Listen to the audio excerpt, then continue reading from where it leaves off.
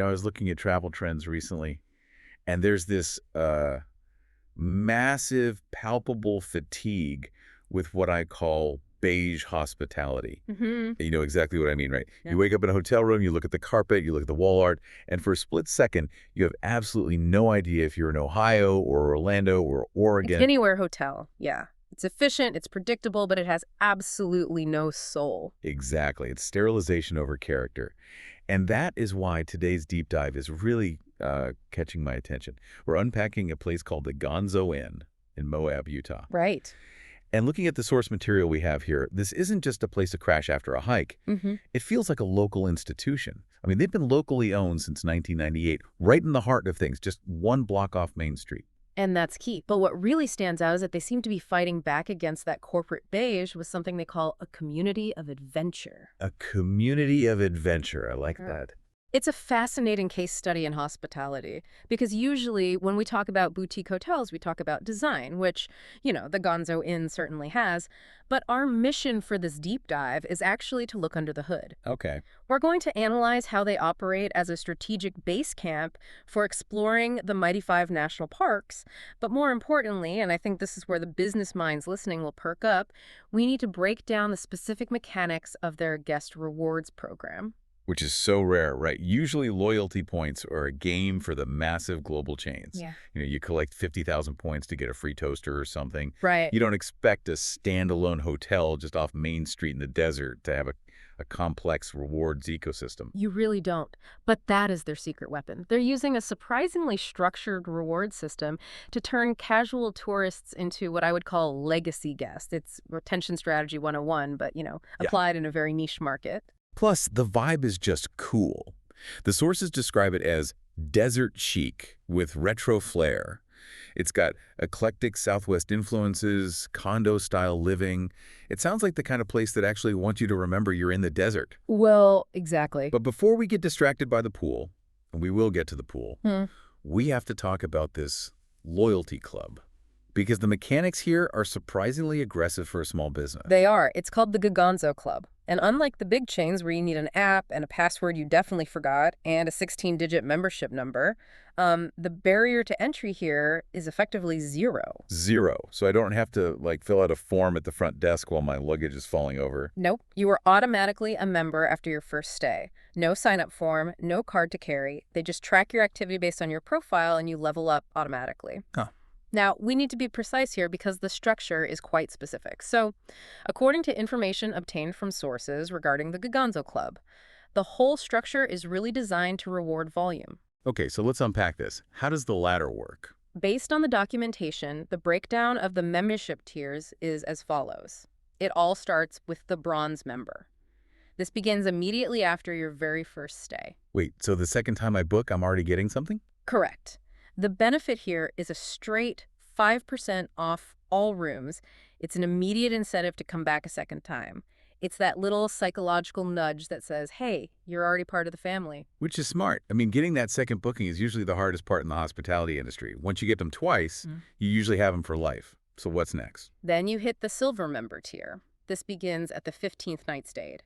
At this level, the discount doubles to 10% off all rooms. 15 nights. Okay, let's do the math on that. That's a couple of week-long vacations, or maybe you're a hardcore weekend warrior coming down from Salt Lake City a few times a year. That feels very doable for a repeat visitor. It is. It's the regular tier. But then, for the serious Moab enthusiasts, there is the gold member tier. This kicks in at the 40th night stayed. 40.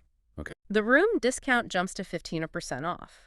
But, and this is important, this is also where they introduce a specific perk for pet owners, a discounted pet fee of $30. I saw that in the notes. And considering Moab is such a dog-friendly town, I mean, everyone is hiking with their dogs out there. That's actually a huge value add. It is. It tells you exactly who their customer is. They know the people staying 40 nights are bringing the pup. Precisely. It signals that they understand the lifestyle. But there's one more level, the I practically live in Moab level, the platinum member. This begins at the 100th night stayed. 100 nights. That is some serious commitment. That is literally over 3 months of your life spent sleeping at this one specific hotel. Who is doing that? It's likely, retirees, the digital nomads who work remotely for weeks at a time, or the people who visit Moab every single season for decades. Okay. And for that level of loyalty, you get 20% off all rooms and the discounted pet fee. That is a serious discount. It is. But the gold and platinum members also unlock a suite of these soft benefits that aren't available to the lower tiers. Hey, like what? These include robes on request, specific perks for birthdays and anniversaries, a 10% discount on items in the gift shop, and this is a big one for travelers, 12 p.m. checkouts on request. Oh, that noon checkout is the actual MVP here. Think about it. If you've been out hiking at sunrise to beat the heat at Arches, you're back by 10 or 10:30. You are covered in red dust. You do not want to check out. You want to shower, pack slowly, maybe grab a coffee. That extra hour is gold. And it's worth noting that there are general benefits for all members, even at the bronze level. If you provide a valid credit card and ID on your reservation, you get express check-in, just a quick key handoff. Nice. They also mention the potential for early check-in and personalized room requests. Things like extra pillows, blankets, or even champagne for anniversaries. I do have to play the lawyer for a second, though. Is there any fine print we need to know about? Because automatic membership sounds a little too good to be true. A little, yeah. The sources are clear that membership is non-transferable. You can't combine these member discounts with other promotions, and, crucially, they cannot apply past stay information retroactively to a member profile. So if I stayed there 10 times 5 years ago, but they didn't have my profile linked properly, I can't just call them up and demand platinum status. Exactly. Those nights are gone into the desert wind. You have to be in the system moving forward. Also, if you book multiple rooms for a big group, you can get the discount on them, but you only get night credit for the room you yourself are actually paying for. Got it. So start your profile now if you plan on going. But let's say I'm a first-timer. I haven't stayed 100 nights. I haven't even stayed one night yet. I'm looking at these prices and thinking, can I get a deal? Are there other ways to save money? Oh, yeah. Because looking at this list, they seem to have a discount code for almost everyone. They really do. It's a very inclusive strategy. Instead of just one generic spring sale, they have these segmented discounts. So according to the source text, here's the breakdown of the alternative promotions available. Walk us through the different, personas they're targeting. Okay, so first, they target the heroes. They honor service pretty heavily. Veterans and active military get a massive 20% off. The code for that is PROUDLAYSERVE20. Wow. They also extend discounts to frontline workers, so police, fire, EMTs. That's 10% off using the code FRONTLINES10. I love seeing that. And honestly, 20% for military is higher than a lot of industry standards. Who else? The romantics. Honeymooners or people celebrating anniversaries get 10% off plus a special in-room treat. The code is GonzoLove10.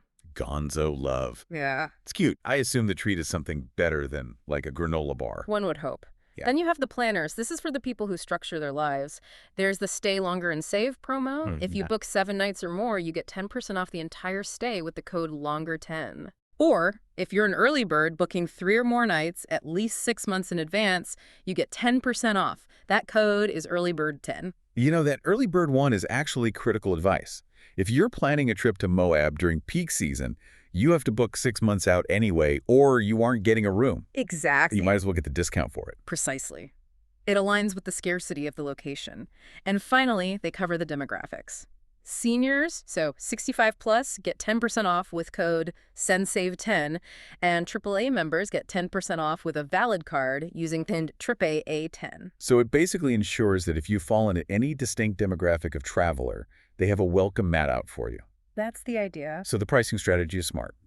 But let's zoom out.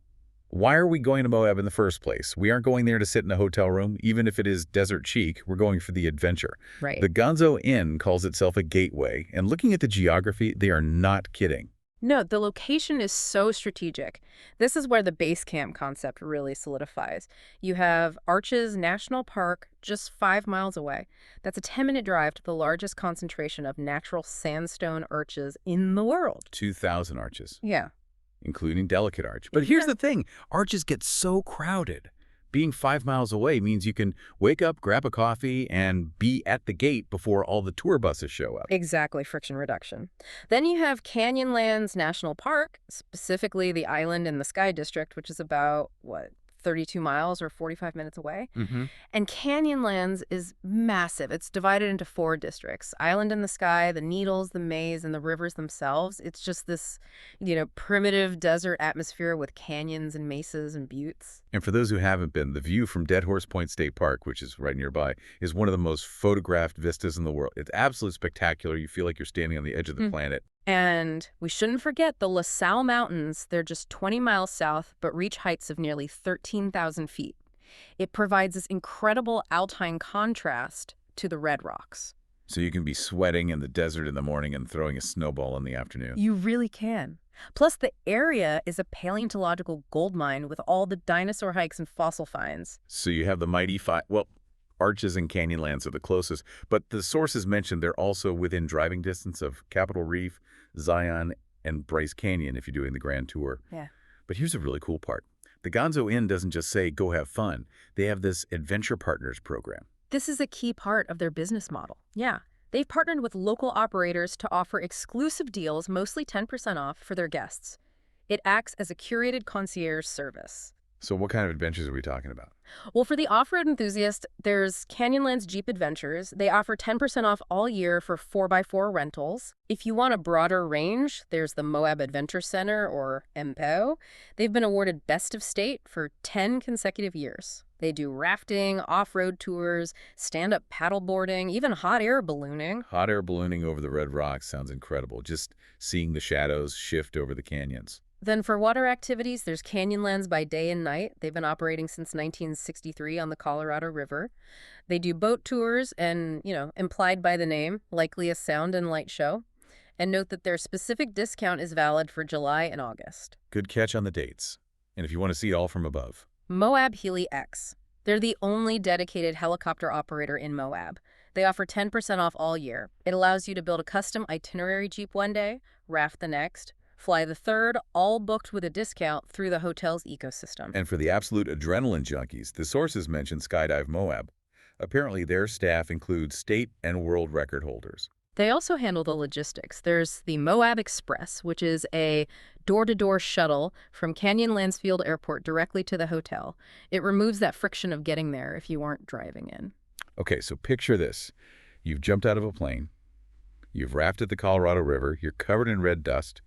You come back to the hotel.